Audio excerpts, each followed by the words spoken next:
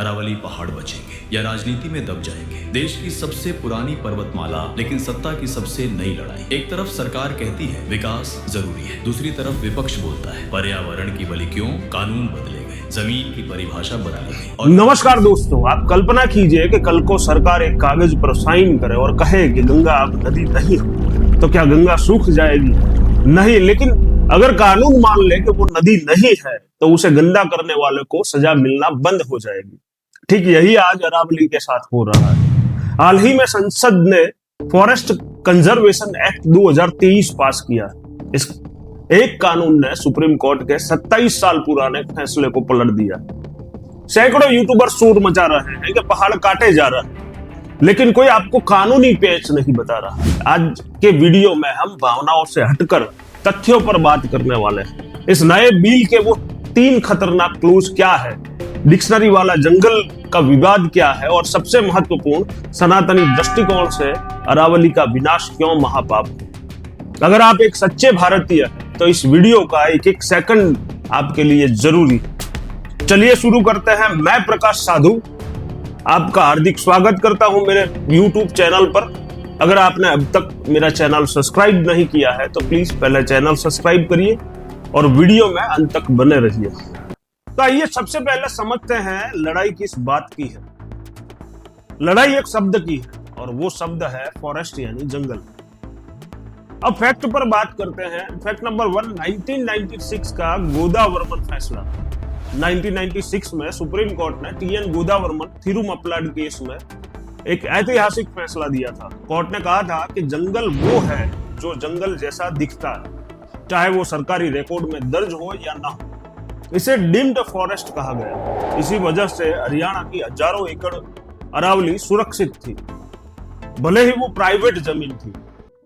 Fact number 2, नया bill 2023 क्या कहता है। सरकार ने नए बिल में कहा कि हम डिक्शनरी के मतलब को नहीं मानेंगे। अब जंगल सिर्फ वो है जो 1927 के फॉरेस्ट एक्ट में दर्ज हो या सरकारी रिकॉर्ड में 25 अक्टूबर 1980 के बाद जंगल के रूप में लिखा गया हो। अब समस्या ये होती है कि हरियाणा और अरावली के करीब 40 से 50% जंगल ऐसे हैं जो घने जंगल हैं, लेकिन सरकारी कागजों में उन्हें गैर मुमकिन पहाड़ कहा गया है या फिर बंजर जमीन लिख दिया गया है। इस बिल के आते ही वो सारी जमीनें अब फॉरेस्ट प्रोटेक्शन से बाहर हो जाएंगी, यानी अब वहां पर कानूनी तौर पर माइनिंग और कंस्ट्रक्शन हो सकता है। और सबसे बड़ा खतरा वही, सरकार ने इस बिल के पीछे देश हित और सुरक्षा का तर्क दिया है। तो आइए एक एक करके उनके तर्कों को कसौटी पर कसते हैं।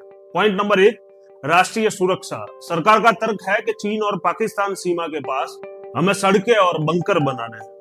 जंगल के कानूनों की वजह से सेना के प्रोजेक्ट्स में देरी होती है, इसीलिए बॉर्डर के 100 किलोमीटर के दायरे में केंद्र सरकार बिना किसी मंजूरी के जंगल काट सकती है। यहाँ पर विपक्ष का काउंटर है, हम सेना के साथ है, लेकिन 100 किलोमीटर का दायरा बहुत बड़ा है। इसमें पूरा उत्तराखंड, हिमाचल और नॉर्थ ईस्ट के संवेदनशील जंगल आ जाते हैं। डर यह है कि सुरक्षा की आड़ में वहां पर कॉमर्शियल प्रोजेक्ट और होटल ना बनने लगे, जैसा जोशीमठ में हुआ था।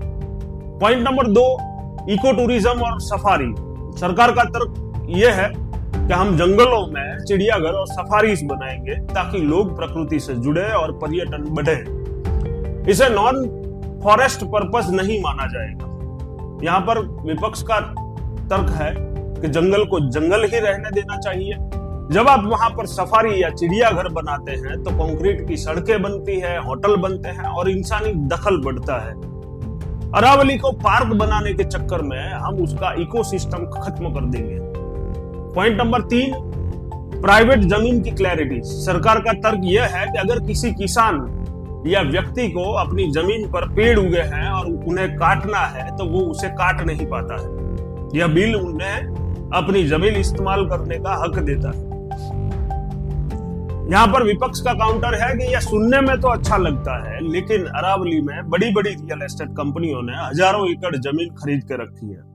पहले वो इसे काट नहीं सकते थे क्योंकि डीम्ड फॉरेस्ट था। अब इस बिल से सबसे ज्यादा फायदा किसानों को नहीं, बल्कि उन लैंड शार्क्स को और बिल्डर्स को होगा जो वहां पर हाई राइज बिल्डिंग बनाना चाहते हैं। अब बात करते हैं धर्म और विज्ञान के उस संगम की जिसे हम अनदेखा करना है। पहला है भौगोलिक ढाल, the great green wall. Aravalli सिर्फ पत्थर नहीं है, एक ढाल है। यह थार रेगिस्तान और उपजाऊ उत्तर भारत के बीच खड़ी है। रिपोर्ट्स बताती है कि अरावली में 12 बड़े दर्रे बन चुके हैं। अगर ये पूरी तरह हटी तो रेगिस्तान की रेत उड़कर दिल्ली, हरियाणा और पश्चिमी यूपी को ढक लेगी और आपकी उपजाऊ जमीन बंजर हो जाएगी। दूसरा है जल संकट। अरावली एक स्पंज की तरह काम करती है। ये बारिश के पानी को सोख कर जमीन के नीचे भेजती है। गुड़गांव और फरीदाबाद का ग्राउंड वाटर पहले ही पाताल में जा चुका है। अगर पहाड़ पर कंक्रीट बिछ गया तो पानी जमीन में नहीं जाएगा, सड़कों पर बहेगा। यानी पीने को पानी नहीं, पर बाढ़ का पानी जरूर मिलेगा। तीसरा, सांस्कृतिक हत्या। मेरे सनातनी भाइयों, अरावली का कण कण पूजनीय। यह भगवान कृष्ण की क्रीड़ा स्थली है। गोवर्धन पर्वत अरावली का ही हिस्सा है। यह वही पर्वतमाला है जहां पांडवों ने अज्ञातवास को काटा था। हमारे पूर्वज मूर्ख नहीं जो पहाड़ों को देवता कहते थे। वो जानते थे कि जिस दिन पहाड़ गिरेंगे उस दिन सभ्यता गिर जाएगी। आज हम स्मार्ट सिटी बनाने के लिए देवताओं के घर को डायनामाइट से उड़ा रहे हैं। क्या यह विकास है? नहीं, यह विनाशकाले विपरीत बुद्धि है। दोस्तों, सरकार का विकास का एजेंडा गलत नहीं, लेकिन एट व्हाट कॉस्ट, किस कीमत पर। बुलेट ट्रेन जरूरी है, लेकिन सांस लेना उससे ज्यादा जरूरी है। हमें सरकार से सिर्फ एक मांग करनी चाहिए कि अरावली के उन हिस्सों को जो कागजों में दर्ज नहीं है, उन्हें तुरंत प्रोटेक्टेड फॉरेस्ट घोषित किया जाए। 100 किलोमीटर वाली छूट का इस्तेमाल सिर्फ और सिर्फ डिफेंस के लिए हो, प्राइवेट होटलों के लिए नहीं। यह लड़ाई किसी पार्टी के खिलाफ नहीं है, अपने अस्तित्व को बचाने की। अगर आपको लगता है कि अरावली को बचाना धर्म और देश दोनों की सेवा है, तो इस वीडियो को हर ग्रुप में शेयर करें। कमेंट में लिखें सेव अरावली, सेव भारत। मैं हूं प्रकाश साधु। अगले वीडियो में फिर से मिलता हूं। तब तक के लिए वंदे मातरम, जय श्री राम, जय सनातन धर्म।